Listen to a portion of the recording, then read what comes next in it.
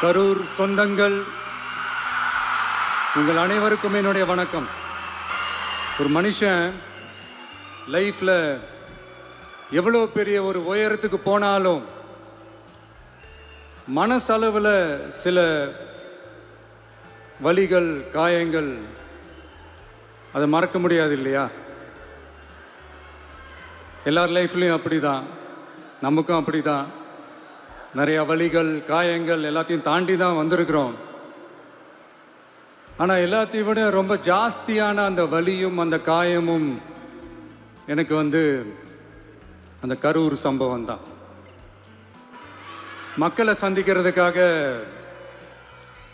சந்திக்கணும், மக்கள் பிரச்சனைகளை எடுத்து பேசணும்.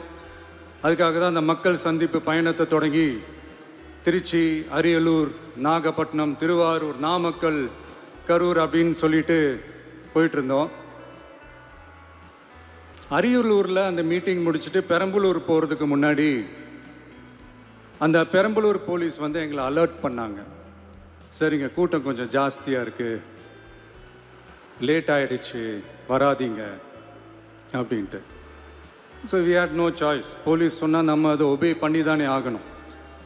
அதே நேரத்தில் பெரம்பலூர் மக்களோட அந்த சேஃப்டியும் மைண்டில் எடுத்துக்கிட்டு ஒரு மன வலியோடவே திரும்ப போயிட்டோம். அதுக்கப்புறம் பெரம்பலூர் தொகுதி மக்களுக்கு மன்னிப்பும் கேட்டோம். அதே மாதிரி நாமக்கல் அந்த மீட்டிங் முடிச்சுட்டு கரூர் வரும்போது அந்த கரூர் போலீஸ் எங்களை அலர்ட் பண்ணியிருக்கலாம்ல.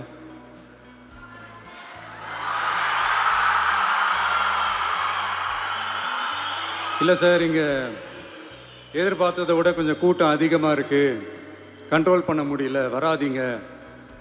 அண்ட் போலீஸ் நினச்சா அவங்க அந்த மீட்டிங்கே கேன்சல் பண்ணலாம். ஏதோ தப்பாக இருக்குது, ஏதோ தப்பாக தோணுது அப்படின்னு நினச்சிட்டாலே they have all the rights to cancel the meeting. எங்ககிட்ட கேட்கணும்லாம் ஒன்றும் அவசியமே கிடையாது. ஆனால் அதையெல்லாம் எதுவுமே செய்யாமல் அந்த ஹைவேல இருந்து அந்த ஸ்பாட்டுக்கு போலீஸே எங்களை உள்ளே கூட்டிகிட்டு விட்டு அந்த நாடகம்லாம் இருக்குது பாருங்கள்.